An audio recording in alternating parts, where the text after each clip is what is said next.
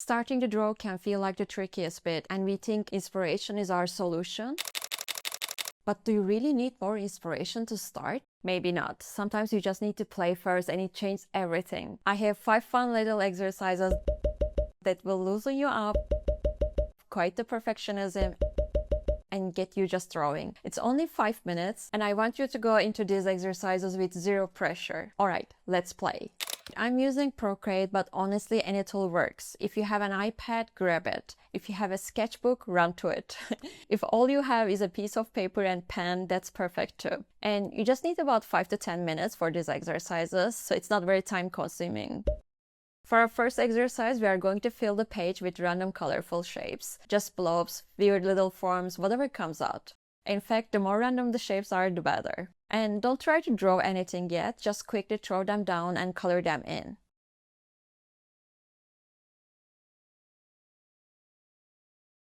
Once your page is full, the challenge begins. Your game is to discover the characters hiding inside these shapes, and for that, emotions are a great place to start.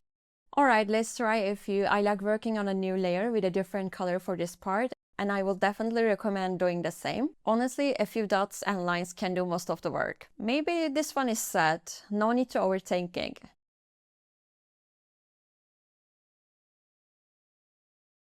For the next one, I'm playing with the shapes a little more. Maybe some curved lines instead of straight ones. I imagine this one looks shocked, like big round mouth, wide eyes. This curly blob is giving me a softer, more playful vibe. So I'm adding some eyelashes. Suddenly it feels like it has its own personality. Now this shape is really weird. I kind of want to lean into that and make it completely unproportioned, almost like a Picasso drawing. Eyes in random places, eyebrows wherever they fit. When you are stuck, ask yourself, what does this shape want to be, instead of what should I draw? Once you get an emotion, start adding personality. Give them hats, glasses, bow ties, funny hair, anything that comes to mind. The goal is to give these blobs a soul, and don't second guess yourself here. This is just a warm-up. We are not trying to make masterpieces here. We are trying to get our hands moving and our ideas flowing. So there is no room for the classic, should I do this or should I do that? Just go with the first thing that pops into your head. For example, this one is screaming crazy scientist to me. Wild hair, huge glasses, maybe even a galaxy print shirt. This one feels like it's ready for a fancy party, or maybe it belongs in the Victorian era. So let's add a ribbon and some dramatic ruffles, because why not? And this shape looks like it has 2 heads. Well, obviously it needs 2 heads. So the idea makes themselves. By the end, your page should be full of colorful shapes that have turned into completely different characters. And for each shape, give it an emotion, then give it a personality. See how many unique characters you can create. And remember, the goal isn't to make perfect drawings. The goal is to have fun, let your imagination go a little crazy, and simply get your pen moving across the page. Sometimes that's all it takes to break through a creative block. Don't forget to share your characters with me on Instagram. I can't wait to see who you find in these blobs. Alright, are you ready to keep going? This next one focuses on your flexibility. Alright, in this exercise, we are taking a single simple shape and seeing how many different things we can build from it. This one trains what artists call visual flexibility, your brain's ability to see possibilities instead of just a shape. So let's choose a single shape. It can be a square, circle, triangle, whatever you like. And then choose a subject. I'm going with squares, and every square on this page is going to become a different bird. I choose bird, but honestly pick any animal, any object, whatever excites you. If it's hard to choose, you can basically write some concepts such as animals, summer, faces, emotions on little paper and gamble your destiny for the day. No overthinking, no perfect lines. There are 2 things this exercise helps you to start. It gives you a constraint with squares and birds, but also create a routine around imagination. And this tends to loosen up creativity much faster than drawing from reference. Alright, basically you are gonna draw some squares on your canvas on random spots. I would like to leave some space between them. They don't have to be the same size. Actually, it's even better if you play with sizes a little. It feels more dynamic this way. Each square will be a base, and you will add, subtract, and adjust lines to create unique characters. I also like working on a new layer with a new color. So I strongly suggest for you to do that. This way the square stays visible, but everything else is a fair game. We will add wings, hats, costumes, accessories, personalities, even jobs. The goal isn't to draw realistic birds. The goal is to discover how many ideas can come from one single shape. Alright, let's go. Start simple. Add an eye, some pattern as a fur for personality, a beak, a tail, and legs. Simple as that.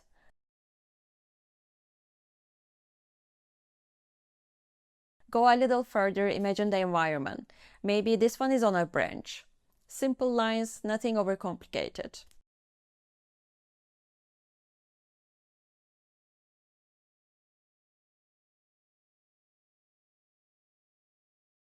For the second one, let's play with the shapes. Maybe a rounded beak like a parrot, or some ruffle hair.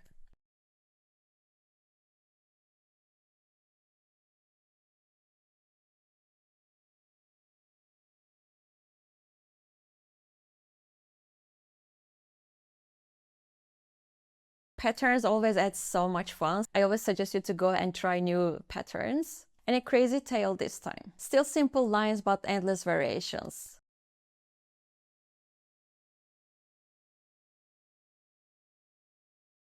You can try draw the bird from different angle. This one is looking right at me, for example.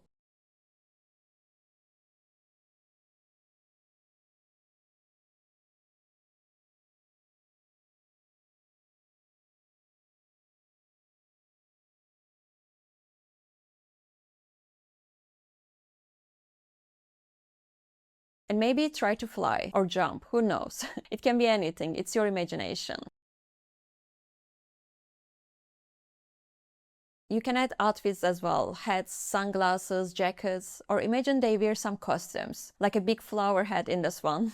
Different lines, patterns, angles, accessories, environments, on the tree, in the lake, in a gym, however you like. The magic of this exercise is that the constraint is the creativity. When you only have one shape to work with, your brain can't freeze up. It has to find a way, and that problem-solving muscle, that's exactly what you need before drawing or mid-drawing when you got stuck. If you've done the first two exercises and you're ready to make something, go check out my drawing class, link below. First 2 weeks free, and it picks up exactly where this energy lives off.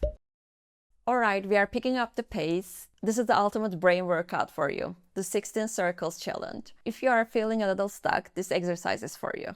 The game is simple. You have 16 circles and you're going to turn as many of them as possible into something different in a short period of time, like in 5 minutes. The goal here is speed and idea generation, not a masterpiece. Don't let your inner critic catch up with you. Set a timer for yourself. Let's go with 5 minutes. Let's see how many I can get through or how many you can get through. Remember, we are going for quantity over quality here. Alright, let's go. First thing that comes to my mind is half of a lemon.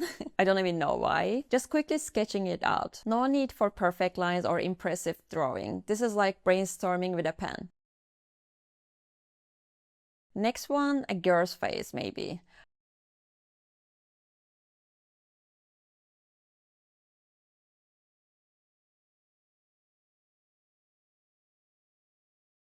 Just playing around with the idea. Could be a clock. See, not everything has to be a character. It can be an object, a fruit, a planet, a snow globe, a disco ball, an ice cream. If you find yourself repeating the same ideas, like drawing 5 different smiley faces, that's a sign. It means your brain is on autopilot. And when that happens, try to push yourself. What's the weirdest thing you can fit into a circle? Is it a washing machine or a portal into the future?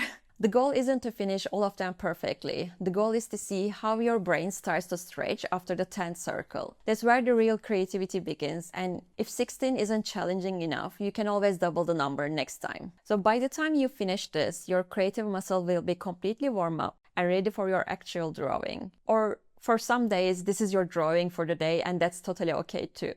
Whether you are heading over to my Skillshare class to start a full illustration or you're just continuing in your sketchbook, you are now in the perfect flow state. You played, you explored, and most importantly, you started. And don't forget to tag me on Instagram if you do these exercises. I would love to see your drawings. Alright, now we are getting into the uncomfortable one. And I say that with love, because uncomfortable exercises are usually the most transformative ones. The rule is simple but challenging. Put your pen down and don't lift it, not even once, until the drawing is finished. Pick something simple from your surroundings, like a plant on your desk or even your own hand. Anything works. And then watch what happens when I try to draw this plant. The line goes off, it overlaps, the proportions are a little ambitious, but it doesn't matter, just keep going. This exercise is so powerful because you can't fix it, you are forced to commit. And then perfectionism literally has no room to exist. There is no let me just redo that line moment. There is only forward. You are forced to commit to every mark you make, and that's exactly where perfectionism loses its power. The drawing may look wild, lines will cross, shapes won't be right, and it will still look alive in a way that overly controlled drawings often don't.